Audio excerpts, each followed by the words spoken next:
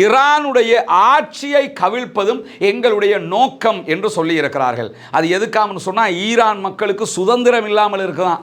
அதனால் இவங்க ஆட்சியை கவிழ்த்து சுதந்திரத்தை கொடுக்க போகிறாங்களாம். இன்றைக்கி 60 வருஷத்துக்கு மேலே அமெரிக்காவால் செய்ய முடியாததை இவங்க போய் 3 நாளில் செய்ய போகிறோம் இருக்கிறாங்க. மருத்துவமனைக்கு 385 பேர் வந்தார்கள். ஆனால் எல்லா ராக்கெட்டையும் இடைமறித்து விட்டோம். எல்லா ராக்கெட்டையும் இடமறிச்சிட்டீங்க. அங்கே எந்த தாக்குதலும் நடக்கலை. அப்போ மருத்துவமனைக்கு எதுக்கு வந்தாங்க? ஏண்டா சொல்கிற பொய்யை லாஜிக்கலி முரண்படாமல் சொல்லக்கூடாதா? இஸ்ரேலியர்கள் அனைவரும் பாதுகாப்பான பங்கர்களுக்குள்ளேயே இருக்க வேண்டும், வெளியிலே வர வேண்டாம் என்று அறிவித்திருக்கிறார்கள். அதுக்கு என்ன காரணம் சொல்கிறாங்கன்னா, இன்று இரவு பயங்கரமான ஈரானிய தாக்குதல்களை எதிர்பார்க்கிறோம் என்று அறிவித்திருக்கிறார்கள்.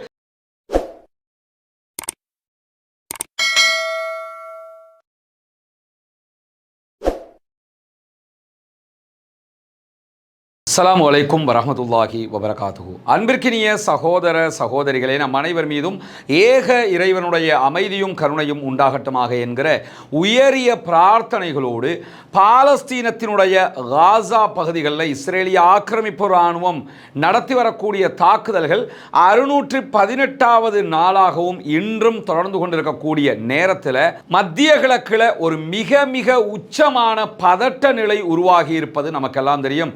ஈரானுக்கும் இஸ்ரேலுக்கும் இடையிலான சண்டை உச்சம் தொட்டிருக்கிறது.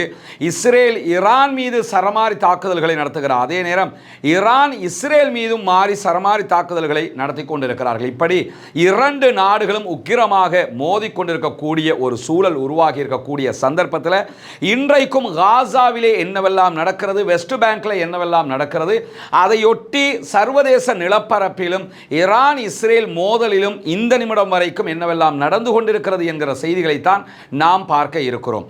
செய்திக்குள்ளே போறதுக்கு முன்பதாக ஒரு சில விவகாரத்தை நம்ம மீட்டி பார்ப்பது நன்றாக இருக்கும். என்னன்னா, நமக்கெல்லாம் தெரியும், அண்மையில் காஷ்மீரில் பாகிஸ்தானை சேர்ந்த சில பேர் உள்ள நுழைஞ்சு தாக்குதல் நடத்தினதோட இந்தியாவுக்கும் பாகிஸ்தானுக்கும் இடையில் ஒரு உக்கிரமான சண்டை உருவானதை நம்ம எல்லாரும் ஊடகங்களில் பார்த்துருக்கிறோம். அந்த சண்டையில் பார்த்தீங்கன்னு சொன்னால், சண்டை எப்படி முடிவுக்கு வந்ததுங்கிறத நம்ம யோசித்து பார்த்தோம்னா, தமிழ்நாட்டில் இருக்கிற மிக பிரபலமான நடிகர்கள் எல்லாம் இருக்கிறாங்களா இல்லையா? இந்த ரஜினி, கமல், அஜித், விஜய், சரத்குமார், அர்ஜுன், இந்த மாதிரி ஆட்கள் எல்லாரும் சேர்ந்து போய் பாகிஸ்தானில் தாக்கி பாகிஸ்தான் ஒரு நாட்டையே இல்லாமலாக்கிட்டாங்க. அந்த பார்வையை நம்ம பார்க்க முடியும். காரணம் என்னென்னு சொன்னால், அந்த ஓர ஆரம்பித்ததோடு இந்த தமிழ்நாட்டு யூடியூபர்ஸும் தமிழ்நாடு தொலைக்காட்சிகளும் பண்ணின அட்டகாசம் இருக்குது. அந்த அளப்பறை தாங்க முடியாமல் போயிடுச்சு. கடைசியில் என்ன ஆனது? ஒன்றுமில்லை, சமாதானமாக போங்கடான்னு ட்ரம்ப் சொன்னார், நாங்கள் சமாதானமாக போயிட்டோம், இன்னும் முடிஞ்சு போச்சா இல்லையா? ஆனால் என்ன கொண்டு வந்தாங்கன்னா, முடிந்து போனது, பாகிஸ்தான் காலி, அது நடந்தது இது நடந்ததுன்னாங்க.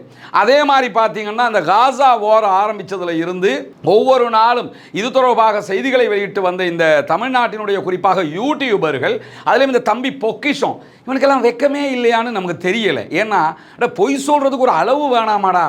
என்ன அளவுக்கு கொண்டு வந்து வச்சாங்க என்று சொன்னால், காசாவில் பாலஸ்தீன விடுதலை இராணுவமே இல்லை, டோட்டல் காலி, எல்லாத்தையும் தூக்கி சாப்பிட்டாங்க இஸ்ரேலுண்டாங்க. ஆனால் 618வது நாளாகவும் இன்னைக்கும் அங்கே யுத்தம் நடந்துக்கிட்டு இருக்குதுங்கிறது தம்பிக்கு அடிக்கடி மறந்து போயிடுது.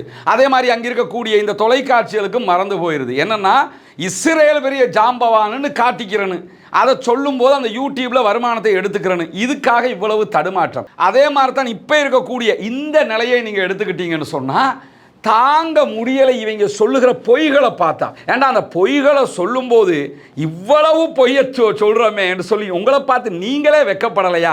ஏன்னா இன்னைக்கு பார்க்குறோம், இந்த இஸ்ரேலுக்கும் ஈரானுக்கும் இடையில் உச்சகட்டமான போர் நடைபெறுகிறது. ஈரான் தாக்குகிறது, அதற்கு நிகராக இஸ்ரேலும் தாக்குகிறது. 2 முக்கியமான இராணுவ பலம் கொண்ட நாடுகள் ஒன்றோடு ஒன்று மோதிக்கொண்டிருக்கிறது. ஆனால் இங்கே வந்து உட்கார்ந்துக்கிட்டு என்ன சொல்கிறாங்கன்னா, ஈரானுடைய அணு உலைகள் எல்லாம் காலி, ஈரானை துவம்சம் செய்து விட்டது. அவன் அந்த விக்கியுடைய அந்த தலைப்புகளை பார்க்கும்போதே சிரிப்பாக வருது. ஏண்டா கொஞ்சமாவது ஈரான் நியூஸை பார்க்குறீங்களா இல்லையா? அங்கே இருக்கக்கூடிய அவங்க வெளியிடுகிற செய்திகளை பார்க்குறீங்களா இல்லையா? சரி, ஈரான்றதை பார்க்க தேவையில்லை, இன்டர்நேஷ்னலி வரக்கூடிய செய்தியை பார்க்குறியா இல்லையா? அதை பார்த்து செய்தி சொல்லியா அல்லது அவன் சொல்கிறத எடுத்து சொல்லிக்கிட்டு இருக்கிறியா? யோசிக்கணுமா இல்லையா? என்ன காரணம்னா, அவ்வளவும் வன்மம். இந்த நிமிடம் வரைக்கும் ஈரானுடைய இஸ்ஃபஹான் பகுதியில் இருக்கக்கூடிய அணு நிலையம் மீது தாக்குதலை நடத்தி இருக்கிறார்கள். தப்ரீஸில் தாக்குதல் நடத்தி இருக்கிறார்கள். அந்த தாக்குதல் கூட டீப்லி நடத்தப்பட்ட தாக்குதல் கிடையாது. நாங்கள் மொத்தமாக அழிச்சிட்டோம் அந்த இடத்தை என்று சொல்லி இந்த நிமிடம் வரைக்கும் இஸ்ரேலே சொல்லலை. இன்னும் நாங்கள் அடிக்க வேண்டி இருக்கிறது, மொத்தமாக அந்த நிலையங்களை எல்லாம் அழித்து விட முடியாது, ஓரளவுக்கு எங்களுக்கு தடுக்க முடியும் என்று தான் அவங்களே சொல்லிக்கிட்டு இருக்கிறாங்க. ஆனால் இவங்களை பார்த்தா என்னன்னா எல்லாம் முடிஞ்சு போச்சு. என்ன ஒரு நோக்கம்னா அந்த இஸ்ரேல்காரன் செய்கிற எல்லா அநியாயத்தையும் நியாயப்படுத்தணும். அவன் எத்தனை குழந்தைகளை கொண்டாலும் சரி, எத்தனை பெண்களை கொண்டாலும் சரி, அத்தனையும் நியாயப்படுத்தணும். அதை என்னன்னா ஒரு மத கண்ணோட்டத்திலேயே பார்ப்பது. அவர்களை முதலில் மனிதர்களாக பாருங்கள், அதற்கு பிறகு மத கண்ணோட்டத்தில் பார்க்கலாம். இந்த உலகத்தில் எந்த இடத்திலும் எந்த அப்பாவிகளும் கொல்லப்படக்கூடாது, அநியாய கொலை எங்கும் நடக்கக்கூடாது என்கிற மனிதநேய சிந்தனை வருகிற போதுதான் கண்டிப்பாக அனைத்து நாடுகளிலும் அமைதி திரும்பும். இந்த மாதிரி பொய்யான செய்தியை சொல்றதுனால உங்களுக்கு என்ன மன திருப்தி வந்துட போகுது? இதை முதலில் இதை பார்க்க சகோதரர்கள் நம்ம பலமுறை இந்த மாதிரி பொய்ய சொல்றவங்க சேனல்களை புறக்கணிங்க, அன்சப்ஸ்கிரைப் பண்ணிட்டு வாங்க. இந்த பொய்யை பார்த்து என்ன செய்ய போறீங்க? உண்மையான செய்தியை கொஞ்ச நேரம் ஒதுக்கியாவது தெரிந்து கொள்ளுங்கள். அதுதான் நமக்கு தேவையானது என்பதையும் புரிந்து கொள்ளுங்கள். இந்த நேரத்தில் இன்றைக்கு என்னவெல்லாம் நடந்திருக்கிறது காசாவில் என்பது முதன்மையாக நாம் பார்க்க இருக்கிற செய்திகள்.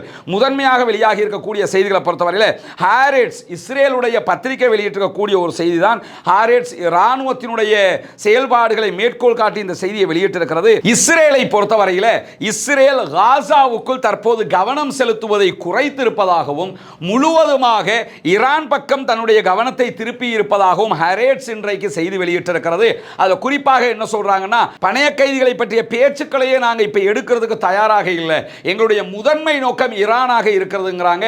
ஓரளவுக்கு இஸ்ரேல் கவர்மெண்ட்டுக்கு இது ஒரு சேஃப்டி ரூடாகத்தான் இருக்கும். காரணம் என்னன்னா, பணைய கைதிகளை எடுத்துக்கிட்டு வாங்கன்னு எவனும் ஆர்ப்பாட்டம் பண்ண மாட்டான், அரசாங்கத்துக்கு எதிராக போராட்டம் பண்ண மாட்டான், அறிக்க விட மாட்டான். எனவே இப்போ ஈரானுடைய பிரச்சனையில் அதை மறந்து நிற்கிறோம் என்கிற ஒரு செய்தியை அவங்களே இன்றைக்கு சொல்லியிருக்கக்கூடிய நேரத்தில் காசாவில் இன்றைக்கும் உணவு எடுப்பதற்காக சென்றவர்கள் மீது இஸ்ரேலிய ஆக்கிரமிப்பு ராணுவம் நடத்தி இருக்கக்கூடிய பயங்கரமான தாக்குதல்களில் 37 அப்பாவிகள் கொல்லப்பட்டிருக்கிறார்கள், ஷஹீதாகி இருக்கிறார்கள், 28க்கு மேற்பட்டவர்கள் படுகாயம் அடைந்திருக்கிறார்கள் என்கிறது பாலஸ்தீன சுகாதார அமைச்சகம். அதை தாண்டி இன்றைக்கு பாலஸ்தீன விடுதலை ராணுவம் இஸ்ரேலிய ஆக்கிரமிப்பு ராணுவத்திற்கு எதிரான தாக்குதல்களை நடத்தி இருக்கிறார்கள். குறிப்பாக இன்றைக்கு கான் யூனிஸ் பகுதிகளில் நடத்தப்பட்டிருக்கக்கூடிய தாக்குதல்களில் பதுங்கி இருந்து இஸ்ரேலிய ஆக்கிரமிப்பு ராணுவத்தின் மீது தாக்குதல்கள் நடத்தப்பட்டிருக்கிறது. இதிலே 3 இஸ்ரேலிய ஆக்கிரமிப்பு ராணுவத்தை சேர்ந்தவர்கள் கொல்லப்பட்டிருப்பதாகவும் பல பேர் படுகாயம் அடைந்ததாகவும் பாலஸ்தீன விடுதலை ராணுவம் சொல்கிறது. பல பேர் என்பதில் அவர்கள் எத்தனை பேர் என்பதை குறிப்பிட்டு சொல்லவில்லை என்பதையும் நம்ம இங்கே கவனிக்கணும். அதே நேரத்தில் பாலஸ்தீன விடுதலை ராணுவத்தினுடைய துணை ராணுவ பிரிவு இன்றைக்கு வெளியிட்டிருக்கக்கூடிய அறிக்கையில் தெற்கு காசாவில் இருக்கக்கூடிய பகுதிகளில் ஹுசா என்கிற நகரத்துக்கு அருகாமையில் இஸ்ரேலிய ஆக்கிரமிப்பு ராணுவத்தினுடைய சோல்ஜர்ஸ் அதே போன்று வெஹிக்கிள்ஸ் அனைத்தையும் இணைத்து நாங்கள் நடத்திய ஷெல் தாக்குதல்களில் பாலஸ்தீன விடுதலை ராணுவம் சார்பாக இஸ்ரேலிய ஆக்கிரமிப்பு ராணுவத்தினுடைய 8 பேர் கொல்லப்பட்டிருக்கிறார்கள் என்றும் பல பேர் படுகாயம் அடைந்திருக்கலாம் என்கிற செய்திகளையும் அவர்கள் சொல்லியிருக்காங்க. கொல்லப்பட்டவங்களுடைய எண்ணிக்கையை கிளியராக சொல்லியிருக்கிறாங்க.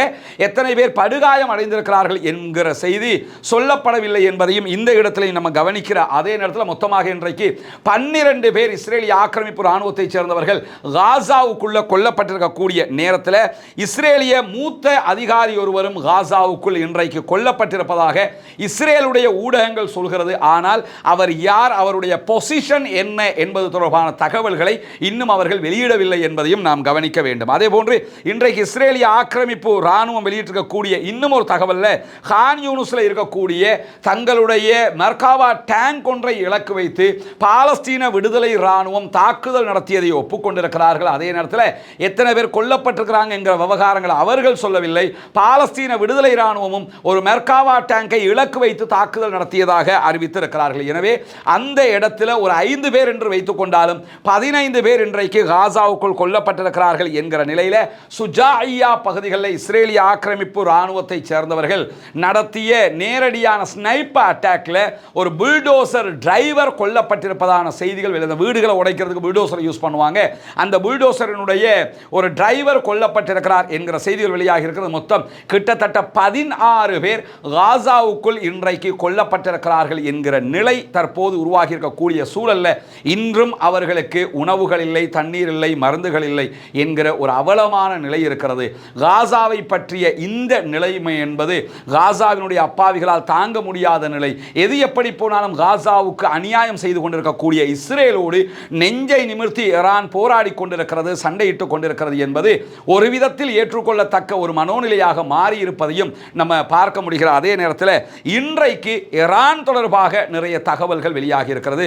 முதன்மையாக இஸ்ரேலி காட்ஸ் போன்றவர்கள் இன்றைக்கு வெளியிட்டிருக்கக்கூடிய அறிக்கையில் என்ன சொல்றாங்கன்னா, ஈரானுடைய ஆட்சியை கவிழ்ப்பதும் எங்களுடைய நோக்கம் என்று சொல்லி இருக்கிறார்கள். அது எதுக்காமனு சொன்னா, ஈரான் மக்களுக்கு சுதந்திரம் இல்லாமல் இருக்குதான், அதனால இவங்க ஆட்சியை கவிழ்த்து சுதந்திரத்தை கொடுக்க போறாங்களாம். இன்னைக்கு 60 வருஷத்துக்கு மேலே அமெரிக்காவால் செய்ய முடியாததை இவங்க போய் 3 நாளில் செய்ய போகிறோம் இருக்கிறாங்க. ஆயத்துல்லா அலி ஹொமைனி இருக்கிற காலத்தில் இருந்து அமெரிக்காவே அங்கே பல ஆட்சி மாற்றங்களை கொண்டு வருவதற்கு முயற்சி செய்து கொண்டு இருக்கிறது.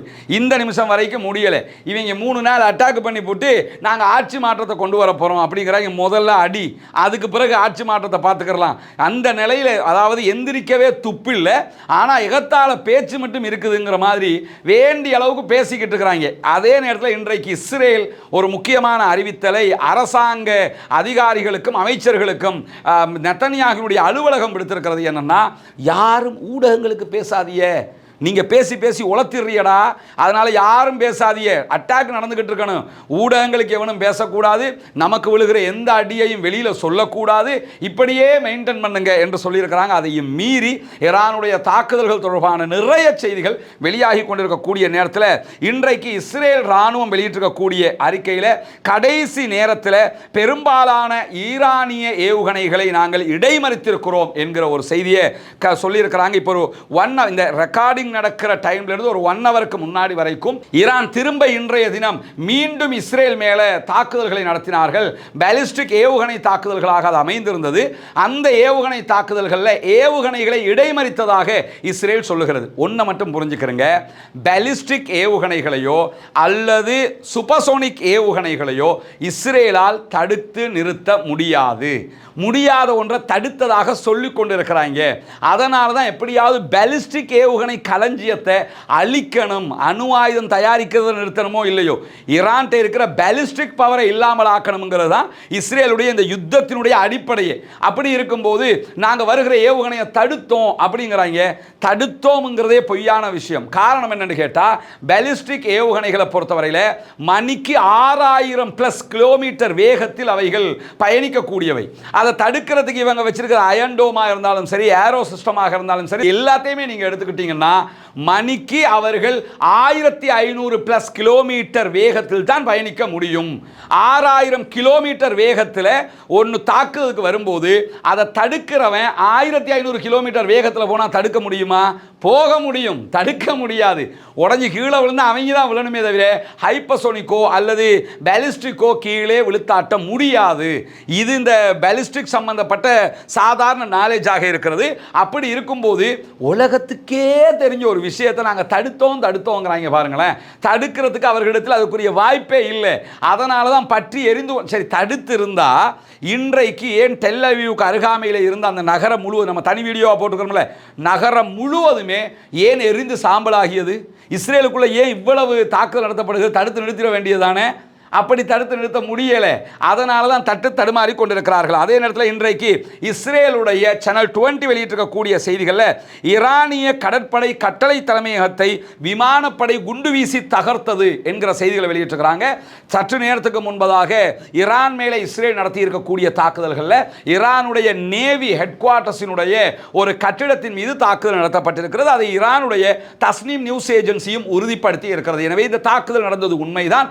ஆனால் அதில் எத்தனை பேர் கொல்லப்பட்டிருக்கிறார்கள் என்பது தொடர்பான விவரங்களை இன்னும் ஈரான் விவரமாக வெளியிடவில்லை என்கிற செய்திகளையும் நம்ம புரிந்து கொள்ள முடிகிற அதே நேரத்தில் இவங்க தான் அப்துல் ஷுக்கூர் ஏரியா பள்ளியினுடைய தலைவராக பொறுப்பாளராக இருக்கிறாங்க மஹல்லாக்கு.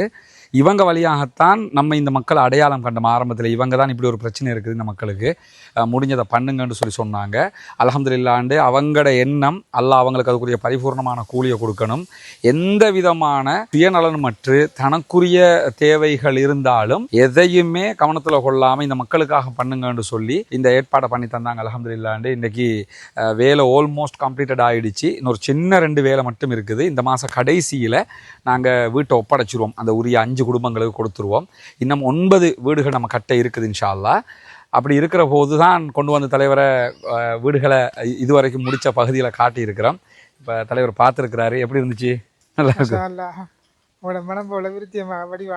அல்ஹம்துலில்லாஹ் அல்ஹம்துலில்லாஹ் நமக்கு கிடைச்சதை அப்படியே கொண்டு கொட்டியிருக்கோம் தலைவர், அவ்வளோதான். அல்ஹம்துலில்லாஹ் மாஷா அல்லாண்டு ரொம்ப திருப்தியாக எல்லா வேலைகளும் நடந்திருக்குது. அல்ஹம்துலில்லாஹ் சொல்லி இப்போ அந்தந்த குடும்பங்களுக்கு விரைவில் இந்த மாதத்துக்குள்ளே நம்ம அந்த வீடுகளை கையளிச்சிருவோம். கையளித்ததுக்கு பிறகு அடுத்த வீடுகளை கட்டுகிற பணிகள் இருக்குது. இந்த 9 வீடுகள் கட்டணும். இதுக்கு உதவி செஞ்ச மாதிரி எல்லோரும் அதற்கும் நீங்கள் உதவி செய்ய வேண்டும். உங்களுடைய உதவிகளை கொண்டு தான் நம்ம இதெல்லாம் பண்ணிக்கிட்டு இருக்கிறோம். அல்ஹம்துலில்லாஹ் அந்த குடும்பங்களுடைய மகிழ்ச்சி இதில் அடங்கி இருக்குது. அல்லாஹ்வுடைய திருப்பொருத்தம் நமக்கு இதில் அடங்கி இருக்குது.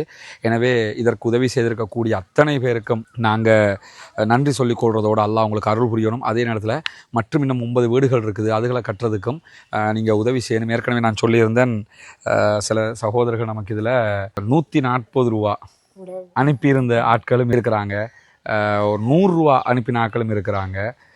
அதை தாண்டி தங்களால் முடிஞ்ச அளவுக்கு தந்த சகோதரர்களும் இருக்கிறாங்க. அதுக்கு இதை சொல்ல வரேன்னா, அவங்களோட சின்ன ஒரு அமௌண்ட்டாக இருந்தாலும் இதில் வரணும் என்று அவங்க அதை இது அத்தனை பேரும் சேர்ந்து அதை செஞ்சுருக்கோம். ஒரு தனியால் செஞ்சதல்ல, அத்தனை பேரும் சேர்ந்து நம்ம இதை பண்ணியிருக்கிறோம். ரொம்ப அருமையாக பார்க்குறதுக்கு நமக்கு சந்தோஷமாக இருக்குது.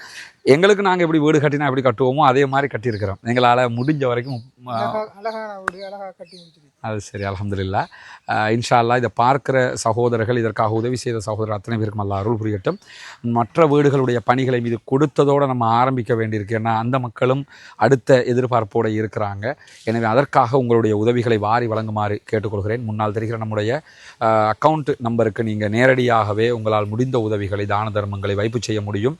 அதே நேரத்தில் சில நாடுகளிலிருந்து வைப்பு செய்ய முடியாது என்று சொல்லக்கூடிய சகோதரர்கள் முன்னால் தெரிகிற வாட்ஸ்அப் மற்றும் தொலைபேசி இலக்கத்திற்கு என்ன நீங்கள் தொடர்பு கொள்ள முடியும். தொடர்பு கொள்கிற பட்சத்தில் அதுக்குரிய வழிகாட்டுதல்களையும் நம்ம தர்றதுக்கு தயாராக இருக்கிறோம். அத்தனை பேரும் இந்த மக்களுக்காகவும் எங்களுக்காகவும் துவா செய்கிற அதே நேரம் சகோதரர் அப்துல் ஷுக்கூர் அவங்க தான் இதற்கு முன்னணியாக நின்று இதனுடைய விதையை போட்டது இவங்க தான். எனவே அல்லாஹு தஆலா அவருக்கும் அருள் புரிய வேணும்னு சொல்லி அல்லாஹ்விடத்தில் பிரார்த்தனை செய்யுங்க. எங்களுக்காக நீங்களும் பிரார்த்தனை செய்யுங்க தலைவரே. இன்ஷா அல்லாஹ் செஞ்சு கொண்டே இருக்கிறேன். அல்லாஹ் பரக்கத் செய்யட்டும் இன்ஷா அல்லாஹ். உங்களுக்கு சந்தோஷம் தானே? இப்போ ஈரானுடைய போலீஸ் பிரிவினுடைய தலைமையகத்தின் மீதும் சற்று நேரத்துக்கு முன்பதாக இஸ்ரேலிய ஆக்கிரமிப்பு இராணுவம் ட்ரோன் தாக்குதல்களை நடத்தியிருக்கிறது.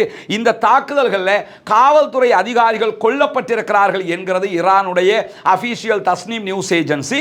ஆனால் அதில் எத்தனை பேர் கொல்லப்பட்டிருக்கிறார்கள் என்கிற தரவுகள் இன்னும் வெளியாகவில்லை. ஆனால் கண்டிப்பாக அது வெளியிடப்படும் என்கிறதுல எந்த மாற்றமும் கிடையாது. அவங்க நடக்கிறது எல்லாமே ஈரான் வெளியிட்டுக்கிட்டு இருக்கிறாங்க. அது வரும்போது நாமும் இந்த செய்தியை உங்களுக்கு மத்தியில் கொண்டு வந்துடுவோம். இந்த செய்தியை ஈரானுடைய இர்னா நியூஸ் ஏஜென்சியும் உறுதிப்படுத்தி இருக்கக்கூடிய நேரத்தில் இஸ்ரேலுடைய சுகாதார அமைச்சகம் வெளியிட்டிருக்கக்கூடிய ஒரு அறிவிப்பு என்னன்னா, கடந்த 24 மணி நேரத்துக்குள்ளாக 385 காயமடைந்தவர்கள் மருத்துவமனைகளுக்கு அழைத்து வரப்பட்டிருக்கிறார்கள் என்பதுதான் அந்த செய்தி. ஈரானுடைய ஏவுகணை எல்லாத்தையுமே நீங்கள் தடுத்துட்டீங்கன்னா 24 மணி நேரத்துக்குள்ள 385 பேர் ஏன் ஹாஸ்பிட்டலுக்கு வந்தான்? பார்த்துட்டு போக வந்தானா? ஹாஸ்பிட்டல் நல்லா இருக்குது, சூப்பராக வச்ச பெட்டெல்லாம் நல்லா இருக்குது, டாக்டர் நல்லா இருக்கீங்களா, அதை கேட்டுட்டு போகிறதுக்கு வந்தானா? மருத்துவமனைக்கு 385 பேர் வந்தார்கள். ஆனால் எல்லா ராக்கெட்டையும் இடைமறித்து விட்டோம். எல்லா ராக்கெட்டையும் இடமறிச்சிட்டீங்க. அங்கே எந்த தாக்குதலும் நடக்கலை. அப்போ மருத்துவமனைக்கு எதுக்கு வந்தாங்க? ஏண்டா சொல்கிற பொய்யை லாஜிக்கலி முரண்படாமல் சொல்லக்கூடாதா? இந்த பொய்களை எல்லாம் நம்பிக்கிட்டு தான் இந்த தம்பிமார் உட்காந்துக்கிட்டு வீடியோ போட்டுக்கிட்டு தெரியுறாங்க. அதுக்கு அடுத்ததாக இன்றைக்கு ஒரு செய்தியை புரிஞ்சுக்கிறோங்க. அவங்க அடிக்கிறதை நம்ம சொல்லிக்கிட்டு இருக்கிறோம், ஈரான் அடிக்கிறதையும் சொல்லிக்கிட்டு இருக்கிறோம். ரெண்டையும் சொல்லணும். இந்த தாக்கம் இப்படி நடந்தது, அந்த தாக்கம் அப்படி நடந்தது என்கிற ரெண்டையும் சொல்லணுமா இல்லையா? ரெண்டு தரப்பை நீங்கள் புரிந்து கொள்ள முடியும். அதுக்கு அடுத்ததாக நீங்கள் என்ன பார்க்கணும்னு சொன்னா, ஹோம் ஃப்ரண்ட் கமெண்ட்னு சொல்லி ஒன்று இருக்கிறது இஸ்ரேலுக்குள்ள. ஒரு மொபைல் அப்ளிகேஷனாக அவங்க செயல்படுத்தி வர்றாங்க. இஸ்ரேலில் இருக்கிற அத்தனை பேருமே அந்த அப்ளிகேஷனை மொபைலில் வச்சுக்கிறணும். உள்ளுக்குள்ள ஏதாவது ஒரு ராக்கெட் வருகுது, அட்டாக் பண்ணுறதுக்கு ஒரு ட்ரோன் வருதுன்னு சொன்னால் உடனே அந்த அப்ளிகேஷனில் அலாரம் அடிக்கும். எந்த பகுதியால் வருதுங்கிறத ட்ரேஸ் பண்ணி சொல்லுவாங்க. அவங்க இன்னைக்கு வெளியிட்டிருக்கக்கூடிய அறிக்கையில் என்ன சொல்லியிருக்கிறாங்கன்னா, இன்றைக்கு இரவு இஸ்ரேலியர்கள் அனைவரும் பாதுகாப்பான பங்கர்களுக்குள்ளேயே இருக்க வேண்டும், வெளியிலே வர வேண்டாம் என்று அறிவித்திருக்கிறார்கள். அதுக்கு என்ன காரணம் சொல்றாங்கன்னா, இன்று இரவு பயங்கரமான ஈரானிய தாக்குதல்களை எதிர்பார்க்கிறோம் என்று அறிவித்திருக்கிறார்கள். அப்படியான தாக்குதல் ஒன்று வருகிற போது அதை பற்றிய செய்திகளையும் உங்களுக்கு உடனே கொண்டு வந்து தருவதற்கு நாமும் தயாராக இருக்கிற அதே நேரத்தில் இஸ்ரேல் மீதான புதிய அலை தாக்குதல்களை மீண்டும் சற்று நேரத்துக்கு முன்பதாக ஈரான் ஆரம்பித்திருக்கிறது. இப்பதான் திரும்ப தாக்க ஆரம்பிச்சிருக்கிறாங்க. அந்த தாக்குதல்களில் பாலிஸ்டிக் ஏவுகணைகள் பயன்படுத்தப்படுவதாக ஈரானுடைய தஸ்னீம் நியூஸ் ஏஜென்சி சொல்லியிருக்கிறது. எந்த அளவுக்கு உண்டான தாக்கங்கள் ஏற்பட போகிறது என்பதை பொறுத்திருந்து பார்க்கிற அதே நேரத்தில் அமெரிக்காவினுடைய உதவி இல்லாமல் தற்போதைய சூழலில் இருந்து நாங்கள் மீள முடியாது என்று சொல்லி இஸ்ரேலிய இராணுவ அதிகாரிகள் சொல்கிற செய்திகளை இன்றைக்கு இஸ்ரேலுடைய ஊடகங்கள் தலைப்புச் செய்தியாக வெளியிட்டிருக்கிறது. ஒரு நாளுமே தனியாக வந்து யுத்தம் பண்ணி ஜெயிக்கிற துப்பு இவங்களுக்கு இல்லைங்கிறத நம்ம எப்பயுமே பார்க்குறோம். அதனால தான் இந்த யுத்தத்தில் பாலஸ்தீன விடுதலை இராணுவத்தோடு ஜெயிக்க முடியலை. அதுக்கே அமெரிக்கா வரணும்னு கிடக்கிறாங்க. அமெரிக்கா என்ன செய்ய போகிறது என்பதையும் பார்ப்போம். அமெரிக்க ஜனாதிபதியை பொறுத்தவரையில் குடிகாரம் பேச்சு விடிஞ்சா போச்சும்பாங்க. டொனால்ட் ட்ரம்ப் பேச்சு அப்பயே போச்சு. ஏன்னா படியில் ஏறும்போது ஒன்று பேசிட்டு ஏறுவாப்பில், திருப்பி இறங்கும் போது வந்து வேறொன்றை பேசுவாப்பில். ராஜா தோத்து போயிடுவாப்பில். தமிழ்நாட்டில் இருக்கிறாரா இல்லையா? ராஜா தோத்து போகிற அளவுக்கு இப்போ அண்ணாமலையே ஆட்டுக்குட்டியே அண்ணாமலையை பார்த்து அதிர்ச்சி அடைகிற மாதிரி அண்ணாமலையே இப்போ டொனால்ட் ட்ரம்பை பார்த்து அதிர்ச்சி அடைவாப்பில். என்னடா நாங்கள் தான் மாற்றி மாற்றி பேசுகிறோம்னா, நீ பேசுகிறது எல்லாமே மாறி பேசுகிறதாவே இருக்குது. அந்த அளவுக்கு நிலைமை மாறிக்கிட்டு இருக்குது. அவர் என்ன பண்ணுறாருன்னா, ஒரு கட்டத்தில் நாங்களும் சேர்ந்து தான் ஈரானை தாக்கினோம்ங்கிறாரு. திரும்ப இல்லை எங்களுக்கு சம்மந்தம் இல்லைங்கிறாரு. பிறகு சிறப்பான தாக்குதலுங்கிறாரு. பிறகு பேச்சுவார்த்தைக்கு கூப்பிடுறோம்ங்கிறாரு. பிறகு வந்து நாங்கள் தாக்குறதுக்கு ரெடியாக இருக்கிறோம்ங்கிறாரு. என்ன சொல்கிறோம்ங்கிறதே அவருக்கு தெரியாமல் சொல்லிக்கிட்டு இருக்கிறாருங்கிறத எப்பொழுது நாம் புரிந்து கொள்கிற அதே நேரத்தில் இன்றைக்கு இஸ்ரேலிய வட்டாரங்களை மேற்கோள் காட்டி எடியோத் அஹ்ரோனோத் இஸ்ரேலிய பத்திரிகையை வெளியிட்டிருக்கக்கூடிய ஒரு செய்தி என்னன்னா, ஈரானுடைய அணுசக்தி நிலையங்களுடைய பாதுகாப்பு அடுக்குகளை மொத்தமாக அகற்றுவதற்கு இஸ்ரேலிய விமானப்படைக்கு பல காலம் எடுக்கும். ஆனால் இன்னைக்கு தம்பி விக்கி என்ன சொல்லியிருக்கிறான்னு கேட்டால், அடிச்சு தூக்கிட்டாங்க, அங்கே அணு உலைகள் ஒன்றுங்க எல்லாம் முடிஞ்சு போச்சு அப்படின்னு இருக்கிறான். இன்னைக்கு அவங்கள இஸ்ரேலே என்ன சொல்கிறான்னு கேட்டால் பல ஆண்டு எடுக்கும் அந்த அடுக்குகளை எல்லாம் முடிக்கிறதுக்கு அப்படின்னு சொல்லிக்கிட்டு இருக்கிறாங்க. நிலைமை இப்படி இருக்கிறது இஸ்ரேலுக்குள்ள. அதே நேரத்தில் இன்றைக்கு இஸ்ரேல் மீது ஈரான் நடத்தி இருக்கக்கூடிய தாக்குதல்களை, இந்த இன்றைய நாள் நடத்திய இரண்டாம் கட்ட தாக்குதல்களை நீங்கள் எடுத்துக்கிட்டீங்கன்னா, அந்த தாக்குதல்களில் இஸ்ரேலுடைய ஊடகங்களும் உறுதிப்படுத்தி இருக்கக்கூடிய ஒரு செய்தி என்னன்னு சொன்னால், ஹரேதாவில் இருக்கக்கூடிய மின் நிலையத்தை இன்றைக்கு இலக்கு வைத்து ஈரான் தாக்குதல் நடத்தி இருக்கிறது. மின் நிலையம் பற்றி எரிந்து கொண்டிருக்கிறது. மின் நிலையத்தை மொத்தமாக அளிக்கிறதுக்குண்டான உச்சகட்ட தாக்குதல்களை இன்றைக்கு ஈரான் நடத்தி இருக்கிற அதே நேரத்தில் சிசேரியா பகுதிகளில் இருக்கக்கூடிய பெஞ்சமின் நெதன்யாகுவினுடைய குடும்ப வீட்டின் மீதும் இன்றைக்கு ஈரான் தாக்குதல் நடத்தி இருக்கிறது. சிசேரியாவில் பிரதமருடைய வீடு இருக்குது, எவ்வளவு பாதுகாப்பானதாக இருந்திருக்கும். அந்த வீட்டை நோக்கியே இன்றைக்கு தாக்குதல் நடத்தி இருக்கிறார்கள். எனவே அந்த வீட்டை நோக்கி நடத்திய தாக்குதலில் வந்த ஏவுகணையை கூட இஸ்ரேலிய இராணுவத்தினுடைய ஏரோ சிஸ்டங்களால் தடுக்க முடியலை என்பதை அவர்களே இன்றைக்கு ஒப்புக்கொண்டிருக்கிறார்கள். ஆனால் பெஞ்சமின் நெதன்யாகு அந்த நேரத்தில் வீட்டில் இருக்கவில்லை என்று சொல்லப்படுகிறது. இருந்திருந்தா அவருக்கும் சேர்த்து தான் போட்டிருப்பாங்கிறது தெளிவாக தெரியுது. அவர் அந்த டைம்ல வீட்டில் இல்லை என்கிற செய்திகளையும் இஸ்ரேல் உறுதிப்படுத்தி இருக்கக்கூடிய நேரத்தில் இஸ்ரேல் நடத்திய தாக்குதல்களில் ஈரானை நோக்கி வந்த 44 இஸ்ரேலிய ட்ரோன்களையும் குவாட் கேப்டர்களையும் தடுத்து நிறுத்தி கீழே சுட்டு வீழ்த்தி இருக்கிறோம் என்கிற செய்திகளை இன்றைக்கு ஈரானுடைய எல்லை காவல் படையினுடைய தளபதி அகமது அலி கவுடர்சி அவர்கள் வெளியிட்டிருக்கக்கூடிய தகவலில் தெரிவிக்கப்பட்டிருக்கிறது. என்னன்னா, எல்லை இராணுவத்தை பலப்படுத்தி இருக்கிறாங்க. நாட்டுக்குள்ள எது வந்தாலும் ஏரோ சிஸ்டம் அங்கே சிறப்பாக ஒர்க் பண்ணிக்கிட்டு இருக்குது. இஸ்ரேல் நடத்தக்கூடிய தாக்குதல்களை அவர்கள் தடுத்து நிறுத்தி கொண்டிருக்கிறார்கள். அந்த தடுத்து நிறுத்தலில் தான் இதுவெல்லாம் செய்திருக்கிறார்கள் என்கிறத நம்ம பார்க்க முடியும். இஸ்ரேலை பொறுத்தவரையில் ஈரானை நோக்கி அவங்க ஏவுகணை தாக்குதல் நடத்தலை. ஒன்றோ அவங்க என்ன பண்றாங்கன்னா F-35 விமானங்களில் போய் தாக்குதல் நடத்துறாங்க, இல்லைன்னா இந்த மாதிரி ட்ரோன் தாக்குதல் தான் நடத்துறாங்க. ட்ரோன் தாக்குதல்களை அவர்களுடைய எல்லை காவல் படை நின்று தடுத்து கொண்டிருக்கிறது. அதையும் மீறி தெஹ்ரானுடைய எண்ணெய் சுத்திகரிப்பு நிலையத்தின் மீது காலையிலே தாக்குதல் நடத்தியிருந்தாங்க. தற்போது அந்த தாக்குதலை கட்டுப்படுத்தி விட்டதாக ஈரான் அறிவித்திருக்கிறது. ஏற்கனவே நம்ம சொன்ன மாதிரி சில இடங்களில் இதை மீறி தாக்குதல் நடந்தும் இருக்கிறது. ஈரானுடைய தாக்குதல் நடத்தப்பட்ட பகுதிகள் பற்றி எரிகிற காட்சிகள் வெளியாகி கொண்டும் இருக்கிறது. எனவே ஈரான் மீது இஸ்ரேல் தாக்குகிற அதே நேரம் இஸ்ரேல் மீது உச்சகட்டமான பதிலடியையும் ஈரான் கொடுத்து கொண்டிருக்கிறது என்கிற செய்திகளை இன்றைக்கு இர்னா நியூஸ் ஏஜென்சியும் வெளியிட்டிருக்கிற அதே நேரம் ஈராக்கில் இருக்கக்கூடிய கத்தாயிப ஹிஸ்புல்லா அமைப்பு சற்று நேரத்துக்கு முன்பதாக ஒரு அறிக்கையை வெளியிட்டிருக்கிறார்கள். அந்த அறிக்கையில் அவங்க என்ன சொல்றாங்கன்னா, இஸ்ரேலுக்கு ஆதரவாக ஈரான் மீது அமெரிக்கா தாக்குதல் நடத்துவதற்கு வந்தால் அமெரிக்காவின் மீது நாங்கள் தாக்குதலை ஆரம்பிப்போம் என்று சொல்லியிருக்கிறார்கள். அமெரிக்காவினுடைய நிறைய நிலையங்கள் ஈராக்குக்குள்ளே இருக்குது. ஈராக்கில் இருக்கிற அந்த பேஸுகளை நோக்கி நாங்கள் தாக்குதல் நடத்துவோம் என்று சொல்லி இன்றைக்கு கத்தாயிப ஹிஸ்புல்லா என்கிற ஈரானுக்கு ஆதரவான அமைப்பு சொல்லியிருக்கிற அதே நேரத்தில் அல் ஜசீரா இன்றைக்கு ஒரு முக்கியமான கட்டுரையை வெளியிட்டிருந்தது. அதில் என்ன சொல்றாங்கன்னு சொன்னா, இஸ்ரேலை பலப்படுத்துகிற கூட்டணிகளுடைய ஏவுகணைகளோ அல்லது ஆயுதங்களோ ஈரானுடைய ஏவுகணைக்கு முன்னால் தோல்வி அடைந்து கொண்டிருக்கின்றன என்கிற ஒரு ஆர்டிக்கலை விரிவாக வெளியிட்டிருக்கிறாங்க. அதுக்கான காரணமாக என்ன சொல்றாங்கன்னு சொன்னா, இஸ்ரேலுடைய அணுசக்தி பாதுகாப்பு நிபுணராக இருக்கக்கூடிய ஜொனாதன் பேண்டர் அவர் சொல்லியிருக்கக்கூடிய ஒரு செய்தி, இங்கே இருக்கக்கூடிய தடுப்பு எவ்வளவாக இருந்தாலும் ஈரான் நம் மீது நடத்தக்கூடிய தாக்குதல்களில் பயன்படுத்தக்கூடிய பாலிஸ்டிக் ஏவுகணைகள் உச்சகட்ட பலம் வாய்ந்தவை என்கிற காரணத்தினால அந்த பாலிஸ்டிக் ஏவுகணைகளுக்கு எதிராக நம்மால் நின்று பிடிக்க முடியாமல் இருக்கிறது. எனவே நம்முடைய தொழில்நுட்பம் எவ்வளவு பலமாக இருந்தாலும் அதைவிட பலமான தொழில்நுட்பத்துடன் கூடிய பாலிஸ்டிக் ஏவுகணைகளைத்தான் அவர்கள் தற்போது தயாரித்து தாக்குதல் நடத்தி கொண்டிருக்கிறார்கள் என்று சொல்லி இருக்கிறார். எனவே பொறுத்திருந்து பார்ப்போம் என்ன நடக்கிறது என்பதை. பாலஸ்தீனம் வெற்றி பெற வேண்டும், பாலஸ்தீனம் சுதந்திரம் அடைய வேண்டும், பாலஸ்தீன மக்களும் நம்மை போன்ற நிம்மதியானவர்களாக மாற வேண்டும், வாழ வேண்டும் என்கிற உயரிய பிரார்த்தனைகளோடு தொடர்ந்தும் உண்மை செய்தியை உடனுக்குடன் அறிந்து கொள்வதற்காக நம்முடைய ரஸ்மினமயசி நியூஸ் என்கிற இந்த சேனலை சப்ஸ்கிரைப் செய்யாத சகோதரர்கள் சப்ஸ்கிரைப் செய்து இணைந்து கொள்கிற அதே நேரம் நம்முடைய மற்ற சேனல் ரஸ்மினமயசி டாக்ஸ் என்கிற சேனலையும் சப்ஸ்கிரைப் செய்து கொள்ளுங்க. ஏன்னா ஒவ்வொரு நாளும் இதுலையும் அதிலையும் மாறி மாறி தான் நம்ம வீடியோ போட்டுக்கிட்டு இருக்கிறோம். எனவே அந்த சேனலையும் சப்ஸ்கிரைப் செய்யாத சகோதரர்கள் சப்ஸ்கிரைப் செய்து இணைந்து கொள்ளுமாறு கேட்டுக்கொள்கிற அதே நேரம் பாலஸ்தீன மக்களுக்காக பிரார்த்திக்கிற அதே வேளை இஸ்ரேலிய ஆக்கிரமிப்பு இராணுவத்திற்கு எதிராக மறவாமல் குனூத்து நாசிலாவை ஓதுங்கள். அதே நேரத்தில் பாலஸ்தீன மக்களுக்காக ஜனநாயக ரீதியாகவும் குரல் எழுப்புவோமாக. வாஹிர் தஅவானா அல்ஹம்துலில்லாஹி ரப்பில் ஆலமீன்.